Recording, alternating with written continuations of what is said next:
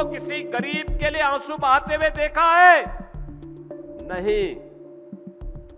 इनके आंसू बहते हैं माफिया के लिए। माफिया के मरने पर ये लोग आंसू बहाते हैं। गरीब की पीड़ा के प्रति इनकी कोई संवेदना नहीं है। गरीबों के प्रति ये संवेदनहीन बन जाते हैं। गरीबों का इन्होंने शोषण किया है। आजादी के बाद सर्वाधिक समय तक इन लोगों ने देश के अंदर शासन किया, लेकिन देश और प्रदेश को दुर्गति के गर्त में ढकेलने में और पहचान के संकट तक पहुंचाने के लिए ये दोनों दल बराबर के जिम्मेदार हैं। और इसीलिए आज जब मैं इनके दोहरे चरित्र को देखता हूं, मुझे हंसी आती है। जिन लोगों ने पहचान का संकट दिलाया, वे लोग आज उपदेश देते हैं। जिन लोगों ने प्रदेश को माफिया राज में तब्दील कर दिया था, जिन्होंने प्रदेश को दंगाग्रस्त बना दिया था, कर्फ्यू ग्रस्त बना दिया था, पर्व के पहले उपद्रवग्रस्त बना दिया जाता था, वे लोग आज उपदेश दे जा रहे हैं। वे उपदेश दिए जा रहे हैं। उपदेश देते हुए वे थकते नहीं हैं। तनिक भी लज्जा होती तो दूसरों को नहीं, अपने कार्यकाल को देख लो उठा करके, पता लग जाएगा कितने गहरे पानी में हो। और नया भारत का नया उत्तर प्रदेश अब इन लोगों को, इन भ्रष्टों को स्वीकार करने को तैयार नहीं है, कतई तैयार नहीं है। जिन्होंने उत्तर प्रदेश के युवाओं के भविष्य के साथ खिलवाड़ कर किया, वहां का युवा, जिनकी युवाओं के रोजगार पर, जिन युवाओं के नौकरियों पर, जिन युवाओं के स्वाभिमान पर इन दलों ने जबरन खिलवाड़ करने का काम किया है, उस यूपी का युवा इनको कभी स्वीकार नहीं करेगा। और जब भी मौका मिलेगा, इनको उस अपमान का, जरूर उस अपमान का बदला लेकर के रहेगा। और यही यूपी का नौजवान लगातार 14 से कर रहा है। बहनों और भाइयों, जिन्होंने प्रकृति और परमात्मा की कृपा की इस भूमि उत्तर प्रदेश के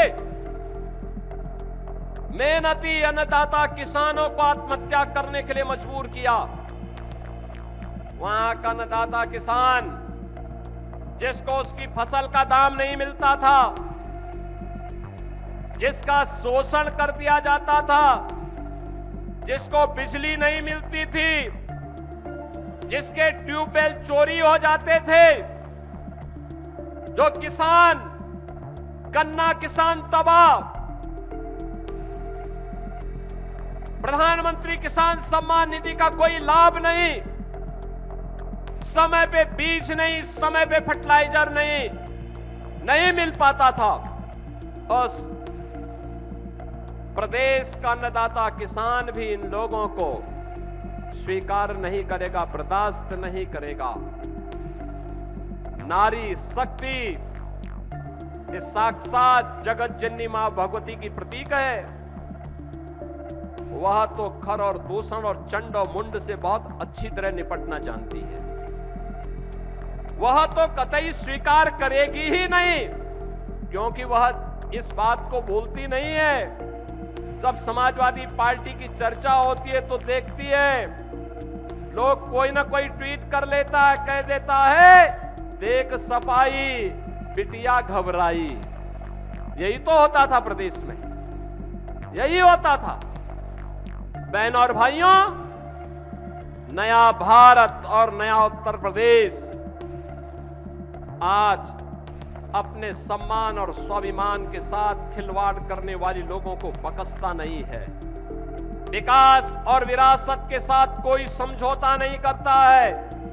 जो भी प्रस्ताव मेरे पास उन्नाव के आए हैं, उन सभी प्रस्तावों को हमने प्राथमिकता के आधार पर लिया है और हमने कहा, देखो पैसे की कमी नहीं, अरे उत्तर प्रदेश में तो साक्षात प्रभु श्री राम का आशीर्वाद बरसता है, बांके बिहारी वृंदावन की कृपा बरसती है। उत्तर प्रदेश पर तो बाबा विश्वनाथ की कृपा बरसती है और मां गंगा का आशीर्वाद भी हम पर बरसती है। उत्तर प्रदेश कैसे बदहाल हो सकता है? आज उत्तर प्रदेश दंगा मुक्त, कर्फ्यू मुक्त प्रदेश। अब कोई उपद्रव नहीं करता है। अब उत्सव पूर्व उपद्रव नहीं हो सकते। कोई पर्व और त्योहार उठाइए आप, जो पर्व और त्योहार एक गरीब के लिए उत्सवपूर्ण माहौल लेकर आते हैं, उसके चेहरे पर खुशहाली लेके आते हैं, और इसी पर्व और त्योहार के बहाने वो बेचारा गरीब अच्छा कपड़ा पहन लेता है। अब वह खुशी के साथ परिवार के संग इस उत्साह का आनंद लेता है।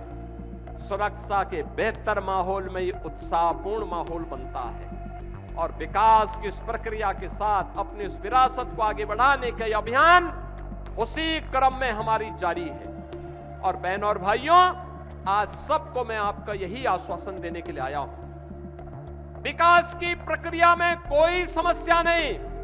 मैं तो आपको यह भी खुशखबरी देने के लिए आया था कि जो बात हमारे माननीय सांसद जी ने और विधायक जी ने बोली है, अब उससे भी आगे इन्हीं लोगों के साथ चर्चा करने के बाद हम लोगों ने तय किया है, यानी गंगा जी के 2 ब्रिजेज के बाद डिफेंस मैन्युफैक्चरिंग कॉरिडोर के लिए भी हम लोगों ने लगभग 350 हेक्टेयर लैंड, यानी 350 हेक्टेयर लैंड का मतलब आप जानते हैं ना, लगभग 700 एकड़ लैंड, और लगभग 200 एकड़ लैंड इंडस्ट्री क्लस्टर के लिए हम लोगों ने उन्नाव जनपद में ही तैयार किया है। इंडस्ट्रीज लगेंगी, लेकिन एक नई खुशखबरी देने के लिए आया हूं मैं, वह है स्टेट कैपिटल रीजन का पार्ट हम लोगों ने उन्नाव को भी बनाया है। स्टेट कैपिटल रीजन का मतलब अब जो विकास लखनऊ में होगा वो केवल हजरतगंज तक सीमित नहीं होगा। हमने कहा था कभी अमर शहीद, अमर नायक वीर गुलाब सिंह लोधी देश को आजाद कराने के लिए उन्नाव से हजरतगंज तक पहुंचे थे, लखनऊ तक पहुंचे थे, और अब लखनऊ का विकास उन्नाव तक पहुंचेगा। उनके प्रति यही हमारी श्रद्धांजलि होगी। हम लोगों ने तय किया है अब लखनऊ में विकास जो भी होगा वो लखनऊ तक सीमित नहीं होगा, वो सीधे उन्नाव होते हुए कानपुर तक जाएगा। और इसके लिए जैसे दिल्ली के अंदर आप देखते होंगे, दिल्ली से देश की पहली रैपिड रेल दिल्ली से मेरठ तक पहुंच गई है। ऐसे ही हम लोगों ने एक प्रस्ताव तैयार कर रहे हैं, लखनऊ से हम उन्नाव होते हुए कानपुर तक रैपिड रेल के एक नए प्रस्ताव को लेकर के भी चल रहे हैं। एक रिंग रोड बनेगा पूरा चारों ओर। क्या लखनऊ, क्या उन्नाव, क्या हरदोई, क्या सीतापुर, क्या बाराबंकी, रायबरेली, ये सब जिले आपस में जुड़ेंगे और विकास में सबकी सहभागिता होगी, बराबर की सहभागिता। एक बड़ा क्लस्टर बनेगा। हमारे पास हमारा ऊर्जावान युवा है, हमारा मेहनती अन्नदाता किसान है, आधी आबादी की ताकत है, मां गंगा का आशीर्वाद है। क्यों नहीं अब हमारा उन्नाव भी विकास की प्रक्रिया में एक विकसित उन्नाव के रूप में अपने आप को प्रस्तुत करे। और इसके लिए अलग अलग जनपदों में अलग अलग क्लस्टर विकसित किए जा रहे हैं, व्यापक कार्य योजना बन रही है, वर्ल्ड क्लास इंफ्रास्ट्रक्चर विकसित करने की तैयारी चल रही है। विकास की योजना केवल आज को ध्यान में रख करके नहीं, आगामी 100 वर्षों की कार्य योजना लेकर के चला जा रहा है कि 100 वर्ष के बाद भी वर्तमान जो उस समय की पीढ़ी होगी, वह पीढ़ी जब सोचेगी कि डॉक्टर स्वामी सच्चिदानंद साक्षी जी महाराज यहां के सांसद थे, उस समय के यहां के विधायक, हमारे जो भी जनप्रतिनिधिगण हैं, इनके बारे में कि पंकज गुप्ता उस समय यहां के विधायक, यहां उन्नाव के विधायक थे, 100 वर्ष के बाद भी जब बोलेंगे कि भगवंत नगर में कभी हृदय नारायण दीक्षित जी ने, कभी आशुतोष शुक्ला जी ने नेतृत्व किया, तो उस समय याद करेंगे देखो ये विकास की कार्य योजना का काम इन्होंने ये आधारशिला रखी थी। ऐसे ही जैसे गंगा एक्सप्रेसवे बन रही है, गंगा एक्सप्रेसवे देखा ना, देश की सबसे बड़ी एक्सप्रेसवे है ये। कोई चलेगा एक बार तो उसको लगेगा कि कैसे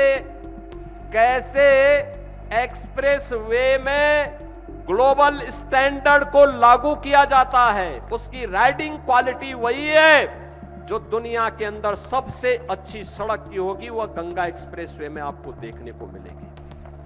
और उन्नाव भी उसके साथ जुड़ा हुआ है, उन्नाव भी उसके साथ जुड़ी। इसीलिए जब हमें उद्घाटन करवाना था तो हमने किसी और जगह नहीं करवाया, प्रधानमंत्री जी को उन्नाव और हरदोई के बीच में आमंत्रित किया। और मैं उन्नाव के वासियों का हृदय से धन्यवाद दूंगा कि प्रधानमंत्री जी के स्वागत के लिए उन्नाव के लोग बड़ी खुशी के साथ आए। आप देखो कितनी अच्छी कनेक्टिविटी हो रही है आपकी।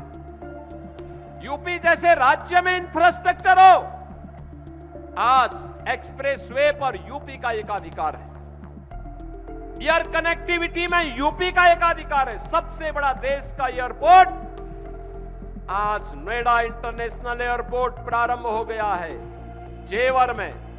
ये यूपी की एक ग्रोथ इंजन की स्टोरी बनने जा रही है। भारत के विकास में यूपी के योगदान के बारे में आगे निरंतर कार्य करेगा। बहनों और भाइयों, उस नए विकास की प्रक्रिया के साथ जोड़ने के लिए उन्नाव को आज मैं यहां पर उपस्थित हुआ। अभी तो हमने केवल 2 ही विधानसभा की ली है, अभी ऐसे ही अन्य विधानसभा क्षेत्रों में भी हम लोग लगातार दौरा करेंगे, विकास की योजनाओं को लेके आएंगे। कुछ का शिलान्यास, कुछ का उद्घाटन निरंतर होगा। विकास की प्रक्रिया तेजी के साथ आगे बढ़ेगी, लेकिन इसका श्रेय मैं आपको देता हूं। आपने अच्छे लोग चुन के भेजे हैं, इसलिए अच्छा विकास हो रहा है। अच्छे लोग चुन करके जा रहे हैं, इसलिए विकास हो जा रहा है। अगर विकास में बाधा थी तो गलत लोग जब चुन के जाते थे, गलत लोगों की सरकार बनती थी, उनकी सोच संकुचित थी। याद करिए, एक सोच वह थी जो सिपाही को ही प्रदेश मान लेती थी, सिपाही को ही प्रदेश मान लेती थी। और एक मोदी जी की सोच है, पूरे भारत को ही उन्होंने अपना घर माना है और भारत के 140 करोड़ लोगों को अपना परिवार माना है। हम लोगों के लिए लोग बोलते हैं, मैं कहता हूं भी देखो, मेरे लिए तो उत्तर प्रदेश ही घर है और उत्तर प्रदेश की 25 करोड़ जनता ही मेरा परिवार है। उसके हितों का संवर्धन करना, उसकी सुरक्षा करना, उसकी समृद्धि की चिंता करना, ये हम लोगों के मिशन का पार्ट है। और इसीलिए हम लोग आगे बढ़े। तभी मैं देख रहा था, 2 बच्चे थे, उनका अन्नप्राशन कराना था। साक्षी जी ने कहा कि बच्चे रो रहे थे पहले, लेकिन जब हम लोग गए तो बच्चे मेरे पास आए। जैसे हम सामने पहुंचे, उन्होंने रोना बंद कर दिया। साक्षी जी बोले, रो नहीं रहे हैं? मैंने कहा उन बच्चों को पता है, क्योंकि बच्चे तो ईश्वरीय देन होते हैं, साक्षात ईश्वर के प्रतीक होते हैं। मैंने कहा उनको मालूम है कि अब आ गए, सुरक्षित हैं, बहुत से सुरक्षित हैं।